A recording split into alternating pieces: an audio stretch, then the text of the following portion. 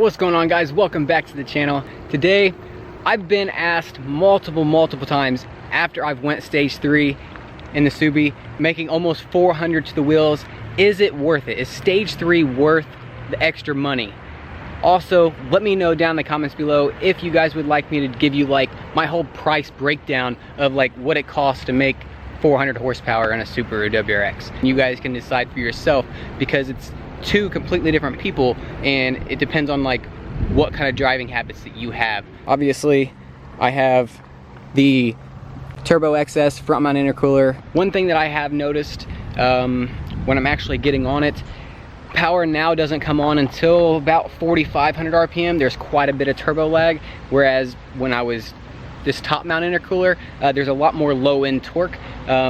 No boost lag at all. So I guess that's something for you guys to take in consideration. You do make more power on front mount. It is cooler air. You're not having any heat soak on the intercooler. It's not sitting on top of the motor, but that's something for you to take in consideration. Do you want that super low end power or the high end power? So it's up to you. Okay, as you guys can see, I have intercooler piping. I painted everything white. TGV deletes, can't see that side, but TGV deletes, EGR delete, flex fuel kit, intake, Catless J Pipe with the Boomba racing bypass valve, Invidia R400. One thing that I have noticed that I don't like is once I did the TGV deletes, my cold start is like gone.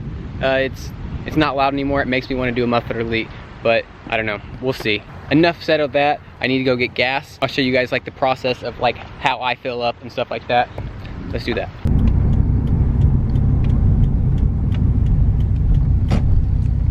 Well, that's not good, because that's where the E85 station is at, on both freaking sides. Damn. It looks like this guy in the Focus RS, I think he's, I don't know if he's just getting 93 or if he's getting ethanol too, but I'm almost completely on E. As you can see, I'm about 1/8 of tank, so it's about 15% of my gas tank. I'm at 58% of ethanol, 58.2. So I downloaded this app, E85 like calculator. My gas tank is 15.9 gallons. I got about 15% of fuel in the tank right now. Normally ethanol is usually around 80, between 75 to 83%, so I just put 83. Gas ethanol is usually always at 11. We're going for like an E60 mix. We're currently at 58, so I need to change this to 58%. Push done, and then calculate. And then this goes and tells me how much E85 I need to put in and then how much gas. Just keep in mind though, whenever it goes and says that, that's to fill it up completely. So like, you'll go to like fill up and then the gas pump thing will automatically stop because it's thinking that it's full, but there can still put like 3 more gallons in it. That's usually what I do, but I think this time, so I don't have to worry about like all of that and just you're constantly having to like pump and let go, pump and let go. What I'm gonna do this time is I'm just gonna put 8 gallons of E85 and 3 gallons of fuel, and that'll still target me to the right around the E60 mark.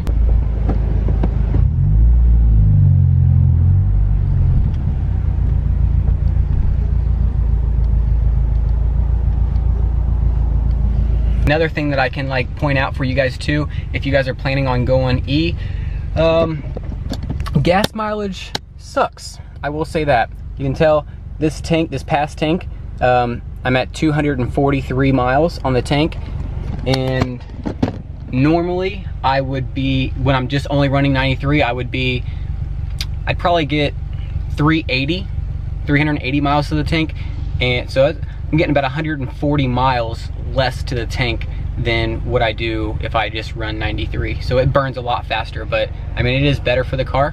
But on average, let's see, I'm averaging 25 miles to the gallon. I'd probably say it's not even doing that. I'd probably say it's probably closer to 20.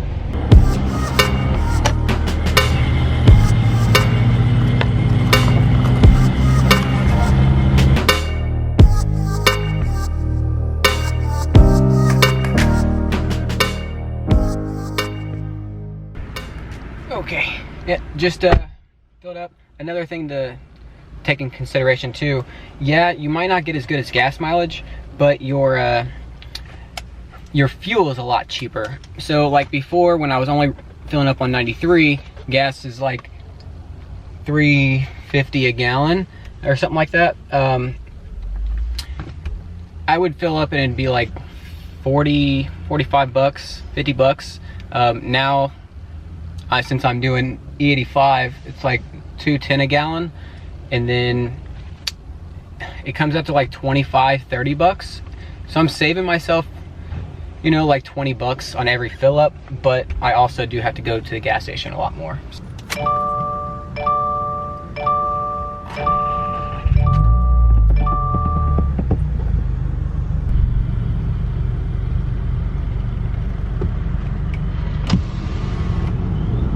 All right, so it'll take a little bit for the ethanol and stuff to be able to change and stuff. It's got to be able to go throughout the gas pump and stuff.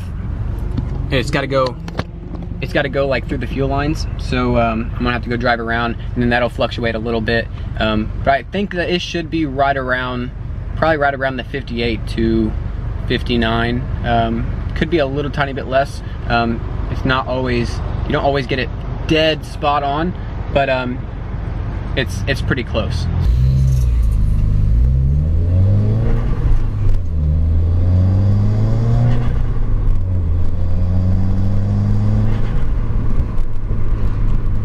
But we're about to get on the highway, so hopefully I'll be able to do a nice little pull for you guys.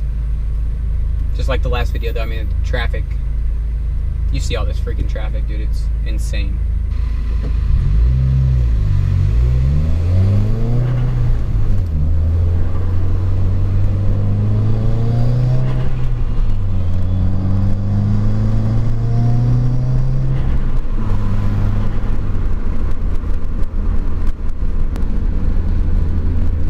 Just went up, it's at 59.9. E60, man, I pretty much got that right on the dot.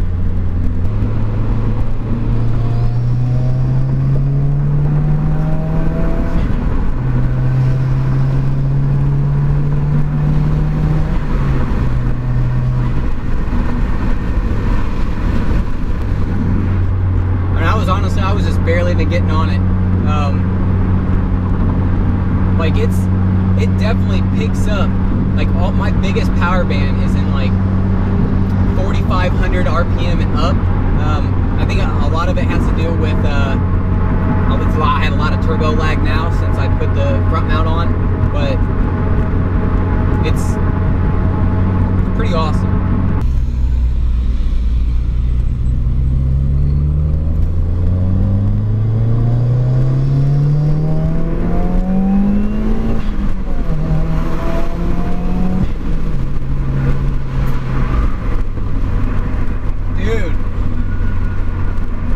Joke.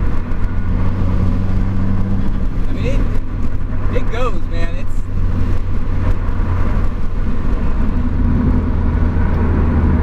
Flex fuel is definitely the way to go. It is like the best bang for your buck. I mean, just from when I went through my Pro Tune, I think I picked up 75 wheel horsepower off of just fuel, off of just going E85. It's huge, huge.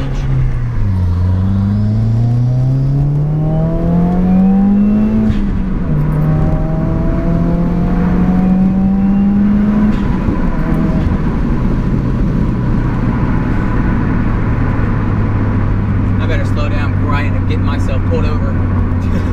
That third gear though is nasty. Wow, hella nasty. Love it. Guys, if you guys do not have E85, if you guys are looking for I don't know, the best first budget mod. I mean, it's not huge budget, you know, I mean, it's still fairly expensive, but this is definitely your best bang for your buck. For your first mod, should definitely be go E85. Definitely go E85. Well worth it.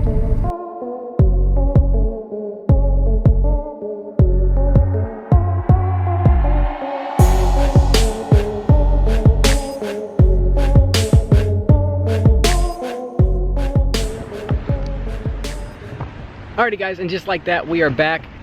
So yeah, I would say, is stage 3 worth it? Absolutely.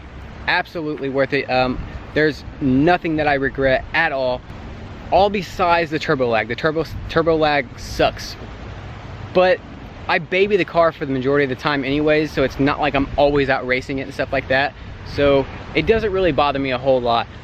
So I guess if you don't want any turbo lag, get a top mount, but you'll also have some heat soak. So I didn't want to deal with that, and it just looks freaking badass with a front mount on it too. So that's pretty dope.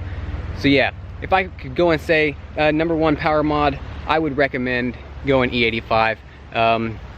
Everything that I did made almost 400 horsepower. If you guys haven't seen that, I will link the video right up in your top right corner.